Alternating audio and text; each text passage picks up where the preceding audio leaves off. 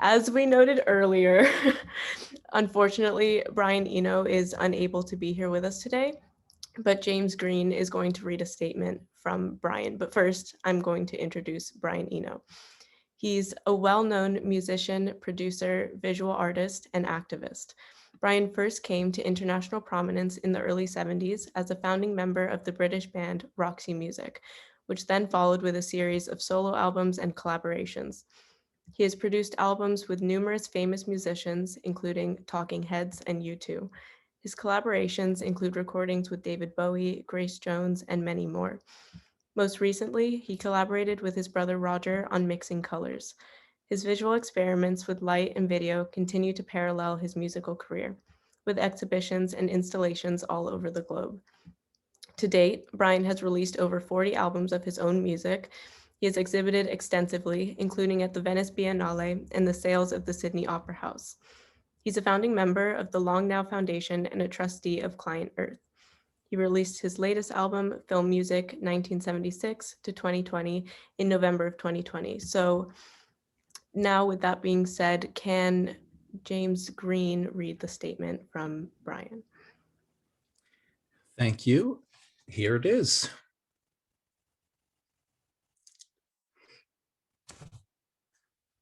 People often start discussions like this with the words, "We face an uncertain future."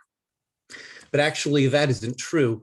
We face an absolutely certain future featuring all the horrors we've heard about and which we see beginning to happen around us unless we take radical action now. Radical action can happen at every scale, from the purely personal to the local neighborhood to the national level and the global level.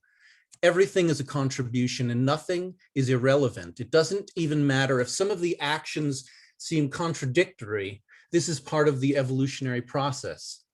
At the simplest, all that matters is to be pushing away from the state of short-termist, money-hungry stupidity that we've drifted into and towards something else. It doesn't even matter that we don't yet have a clear picture of what that something else will be.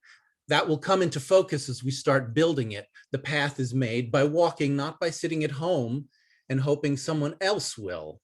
As Picasso said, to know what you're going to draw, you have to start drawing.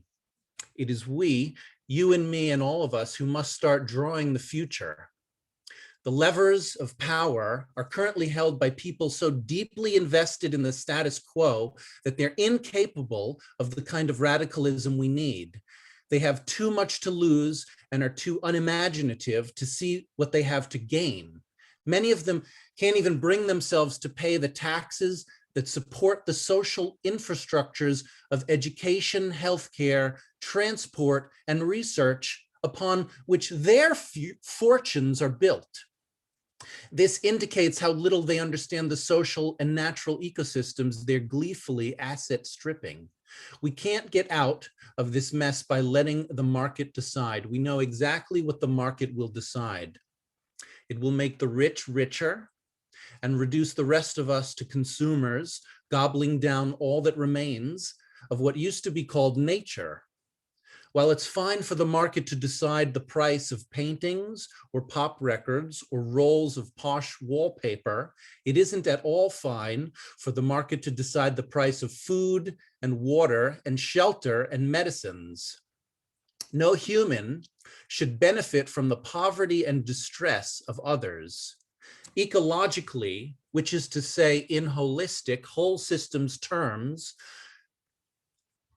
that can only lead to degradation and corruption, which of course is how we got to where we are right now.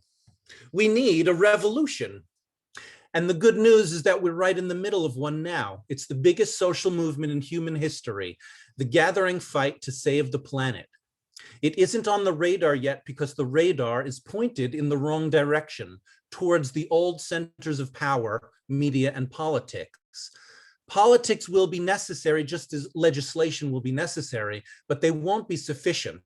Beyond everything else, it will take individual human commitment and the coalescence of individuals into bigger and stronger communities.